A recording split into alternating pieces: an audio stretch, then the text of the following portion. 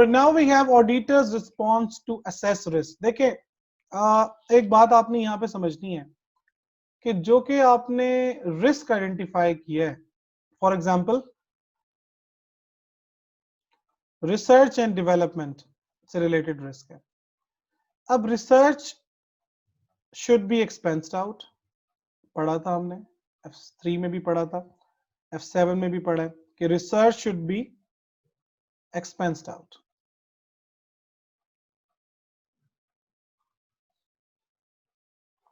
Development should be capitalized.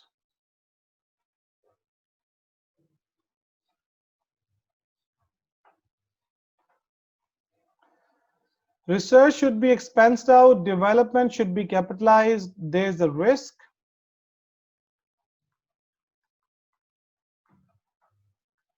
that expenses may be misclassified.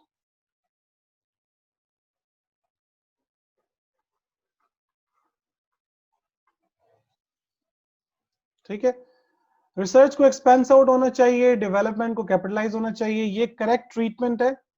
Risk ये है कि जनाब एक्सपेंसेस को मिस क्लासिफाई किया, ये आसान तरीका है इसको लिखने का। इसको इस तरह भी लिख सकते हैं कि there is a risk that research may be capitalised, या there is a risk that development may be capitalised even if the criteria is not met.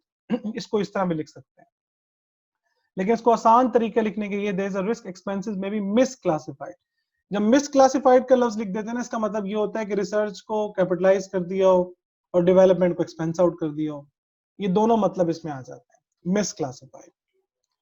अब देखिए, आपने प्लानिंग स्टेज पे ये रिस्क आइडेंटिफाई कर लिया कि एंटिटी ने रिसर्च एंड डेवलपमेंट की है, एंटिटी ने रिसर्च एंड डेवलपमेंट की है।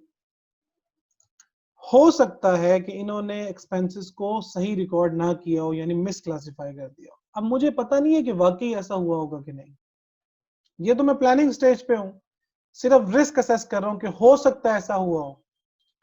लेकिन अल्टीमेटली मुझे इस चीज को कंफर्म भी करना है कि अब वाकई ही ऐसा है या नहीं है। इसको हम कहते हैं रिस्पॉन्स। अब ये क्या है? Auditor's response to the assessed risk. कि जब ऑडिटर ने रिस्क आइडेंटिफाई कर लिया है, तो अब इसको ऑडिटर का रिस्पॉन्स क्या होगा, ऑडिटर का एक्शन क्या होगा। ठीक है, सो क्या एक्शन होना चाहिए यहाँ पे सबसे पहले तो ऑडिटर के पास डिटेल्स होने चाहिए, यानी obtain the breakdown of research and development expenditure. पहले तो उनसे डिटेल ले लेंगे, अच्छा बताएं कि कौन कौन सा रिसर्च और डेवलपमेंट की एक्सपेंडिचर किया है, and confirm correct expenses are recorded in the financial statements. पहले तो आप उनसे ब्रेक डाउन ले लें, उनसे डिटेल ले लें भाई कि आप अच्छा बताएं कि आपने रिसर्च डेवलपमेंट कौन सा एक्सपेंडिचर किया। फॉर एग्जांपल वो कहें कि यार हमने ये स्टूडेंट्स को रिसर्च कॉस्ट के लिए पे किया था, अच्छा वो रिसर्च है। फिजिबिलिटी स्टडी करवाई थी, अच्छा ये रिसर्च है। ठीक है, साइंटिफिक इन्वेस्टिगेशन चल रही थी, अच्छा ये रिसर्च है। मशीनरी परचेज की, अच्छा ये कैपिटल एक्सपेंडिचर इन्होंने किया हुआ है इसमें। ठीक है, इसके अलावा आप उसकी डिटेल्स देखते जाएंगे, यार इसमें से कौन सा एलिमेंट रिसर्च का है, कौन सा डेवलपमेंट का है, और फिर कौन सा क्राइटेरिया मीट करता है, तो उसको करेक्टली फाइनेंशियल स्टेटमेंट में रिकॉर्ड किया है या नहीं किया। और एग्जांपल लेते हैं। अब फॉर एग्जांपल रिसीवेबल है, स्ट्रगलिंग टू पे, रिसीवेबल। चलो एक वो तो हमने डिस्कस कर लिया, एक डिफरेंट डिस्कस कर लेते हैं। रिसीवेबल अलाउंस जो है इन्होंने डिक्रीज कर दिया, अलाउंस फॉर रिसीवेबल को मैनेजमेंट ने डिक्रीज कर दिया। अब अलाउंस फॉर रिसीवेबल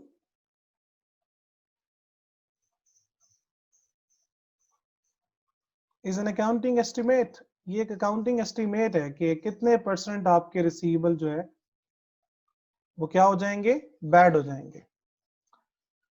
IS 8 में पढ़ा था, F7 के अंदर accounting estimate. Allowance for receivable is an accounting estimate.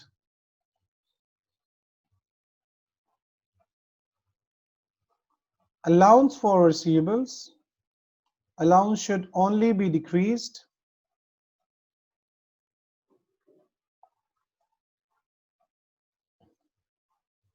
when there is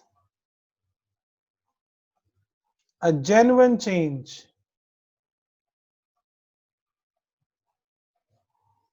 in receivable collection.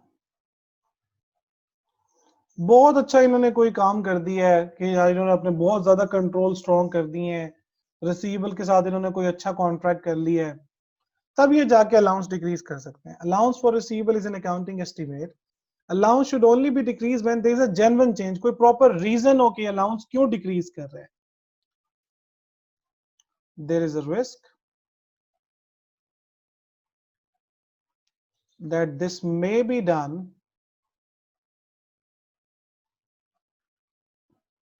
in order to overstate या manipulate भी लिख सकते हैं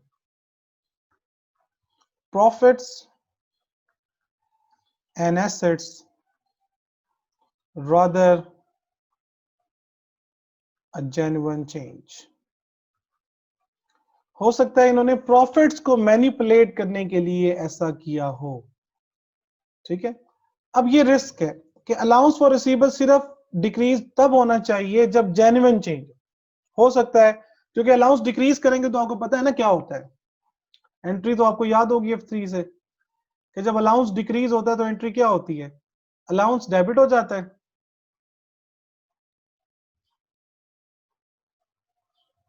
ठीक है. और प्रॉफिट और लॉस क्रेडिट हो जाता है. ये डिक्रीज की एंट्री है.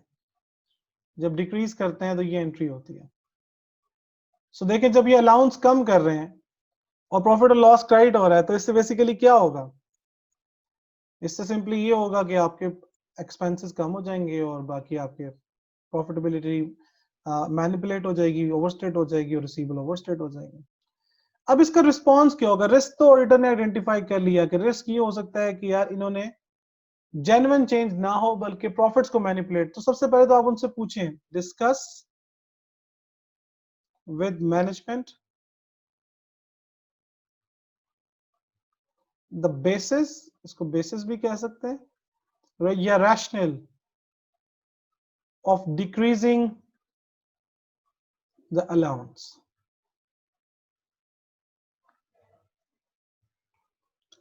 सबसे पहले तो उनसे पूछें, डिस्कस विद मैनेजमेंट, उनसे पूछें कि यार आपने ये अलाउंस क्यों डिक्रीज किया. हो सकता है उनके पास कोई जेन्युइन रीजन हो सकता है वाकई उन्होंने कोई जेन्युइन चेंज लेकर आए हो वो, तो आप पूछने से पता चलेगा. सो ये रिस्पॉन्स है. रिस्पॉन्स मतलब उनसे आप पूछें. ठीक है. So confirm from them further and assess the reasonableness of estimate. और देखो कि फिर उनका जो एस्टिमेट है, जो उनकी बेसिस है, जो रैशनल है, वो रीजनेबल है या नहीं है. ये है जनाब ऑडिटर्स एक्शन. अब लेते हैं आसान एग्जांपल. ये तो पहले मैंने स्टार्ट किया थोड़ी मुश्किल एग्जांपल से. अभी भी थोड़ी देर पहले हमने एक रिस्क डिस्कस किया था कि there is a risk that asset may not be removed from asset register.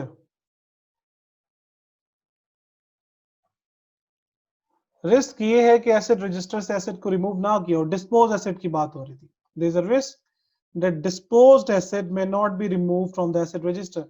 ये हमने रिस्क आइडेंटिफाई किया था कि हो सकता है कि जो रिस्क हो सकता है जो एसेट उन्होंने डिस्पोज किया वो रिमूव ना किया गया हो एसेट रजिस्टर से. कैसे कंफर्म करेंगे, इंस्पेक्ट या चेक भी लिख सकते हैं. इंस्पेक्ट बेटर टर्म है. Inspect the asset register to confirm the removal of asset.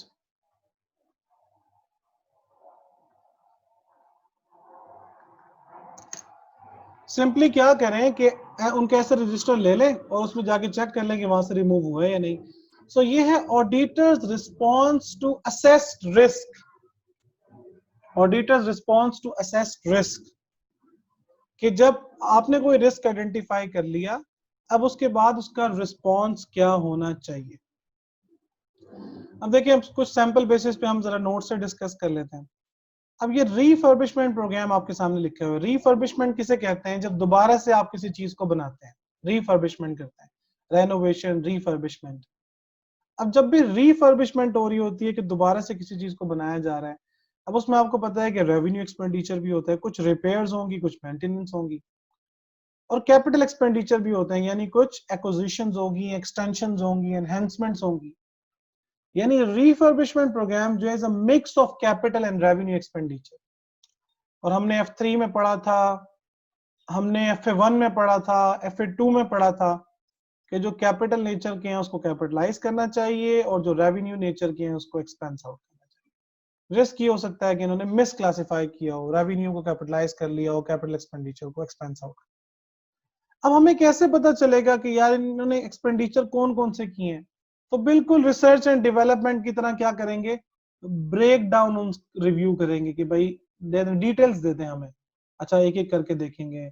ये इन्होंने फॉर एग्जांपल अब चेकलिस्ट, अच्छा ये रेवेन्यू है, ये कैपिटल है, ये रेवेन्यू है, ये कैपिटल है। Review the breakdown of cost and agree to invoices to assess the nature of expenditure कि भाई वो कैपिटल है या रेवेन्यू है। इफ कैपिटल तो जाके बैलेंस शीट में चेक करें, और इफ रिपेयर तो जाके इनकम स्टेटमेंट में चेक करें।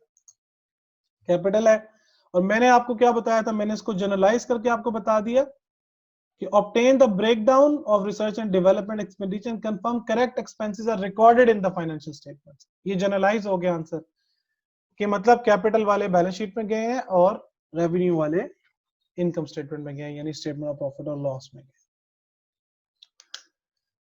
Website has encountered difficulties with recording sales। जब भी एंटिटी वेबसाइट के थ्रू सेल कर रही होती है, प्रॉब्लम्स आ जाती है।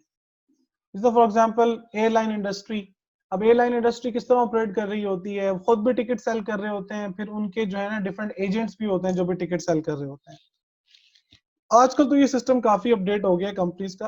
पहले इस तरह होता था कि एक ही टिकट जो है ना 3-3 कस्टमर्स ने खरीदी होती थी। अब जब तीनों एयरपोर्ट पहुंच जाते थे तो पता चलता था कि यार ये तो एक ही टिकट 3 लोगों ने 3 डिफरेंट एजेंट से खरीद ली है, क्योंकि सिस्टम अपडेटेड नहीं होता था। तो अब क्या करें, अब ये इनकरेक्ट रेवेन्यू रिकॉर्ड हुआ है 3 जगह पे। इसी तरीके से ACCA का भी अभी काफी इन्होंने अपडेट कर दिया वेबसाइट को। पहले ये होता था कि फीस डिडक्ट हो जाती थी आपके कार्ड से, अभी भी कुछ लोगों का इश्यू आ जाता है कभी कभी। पैसे आपके कार्ड से डिडक्ट हो गए, लेकिन ACCA वालों को आगे रिसीव नहीं हुए, या ACCA वाले रिसीव कर लेते हैं, एग्जाम एंट्री नहीं हुई भी होती, या डबल पैसे डिडक्ट होते थे समटाइम्स। और बैंक कह रहा होता था कि जी हमारे पास से कोई इशू नहीं है, ACCA कह रहा होता था कि हमें डबल रिसीव नहीं हुए, तो ये पैसे कहाँ गए? अब ये बैंक के पास चले गए हैं, ये ACCA के पास चले गए। समटाइम्स वेबसाइट के थ्रू जब कंपनी सेल कर रही होती है तो डिफिकल्टीज होती हैं, तो वहां पे कंप्लीटनेस ऑफ इनकम का समटाइम इश्यू आता है कि वो करेक्टली रिकॉर्डेड ना हो अगर वेबसाइट के थ्रू एंटिटी सेल कर। तो अगर हम किसी ऐसे कंपनी के ऑडिट पर जाएं, आजकल तो हर कंपनी ऑनलाइन भी सेल कर रही है और जनाब उनकी अपनी आउटलेट्स भी हैं, तो वहां पे कंप्लीटनेस ऑफ इनकम का इशू। अब क्या करें, extended control testing to be performed over the sale cycle to assess extent of errors. Control testing यानी पहले वेबसाइट को चेक कर लें, क्योंकि वेबसाइट की इंडिविजुअली हर ट्रांजैक्शन को तो हम टेस्ट नहीं कर सकते। हम ये कर सकते हैं कि हम वेबसाइट के सिस्टम को चेक कर लें कि ट्रांजैक्शन अच्छा कहाँ जाती है, कहाँ पे रिकॉर्ड होती है। पहले कंट्रोल टेस्टिंग, क्योंकि मैंने आपको ऑडिट साइकिल में ये बात समझाई थी कि पहले हम क्या कर लेते हैं, पहले हम कंट्रोल टेस्टिंग परफॉर्म करते हैं, सिस्टम स्ट्रांग है या वीक है। इंटरनल कंट्रोल सिस्टम स्ट्रांग है या वीक है, और फिर डिटेल टेस्टिंग परफॉर्म करते हैं। स्ट्रांग है तो लेस टेस्टिंग, वीक है detail testing. Detail testing to be performed over completeness of income. पहले आप सिस्टम चेक कर लें और फिर डिटेल टेस्टिंग जो है वो उनकी वेबसाइट पर परफॉर्म करें। अब ये क्या है, ऑडिटर का रिस्पॉन्स है। इसी तरह ये डेवलपमेंट एक्सपेंडिचर का वही ऑब्टेन द ब्रेकडाउन वाला मैंने आपको एक्सप्लेन किया। डैमेज इन्वेंट्री का रिस्क क्या होता है कि इन्वेंट्री में not be recorded at lower of cost और NRV। सो अब क्या करें, NRV टेस्टिंग परफॉर्म करें। F3 में ये बात आपने पढ़ी थी, FA2 में भी ये बात पढ़ी थी कि जो टेस्टिंग होती है ये लाइन बाय लाइन बेसिस पे होती है, यानी उनकी एक शीट होती है, ये इन्वेंट्री की डिटेल आ रही है, अच्छा इन्वेंट्री A है, इन्वेंट्री B है, C है, D है, और फिर ये उसकी कॉस्ट का कॉलम है, ये इसकी NRV का कॉलम है। यहाँ पे कॉस्ट आ रही होगी, यहाँ पे एनआरवी, और 1 बाय 1 इसकी लाइन बाय लाइन बेसिस पे टेस्टिंग परफॉर्म हो रही होती है। जाहिर बात है सिस्टम के थ्रू हो रहा होता है। सो एनआरवी टेस्टिंग परफॉर्म करें और देखें कि जो जिनकी एनआरवी लोअर है उसको राइट डाउन किया गया है या नहीं किया गया। यानी जब आप आइडेंटिफाई कर लें कि इनमें से कौन कौन सी ऐसी इन्वेंट्रीज है जिनकी एनआरवी लोअर है, फिर उसको चेक करें कि जनाब उसको lower of cost NRV record किया है या नहीं किया।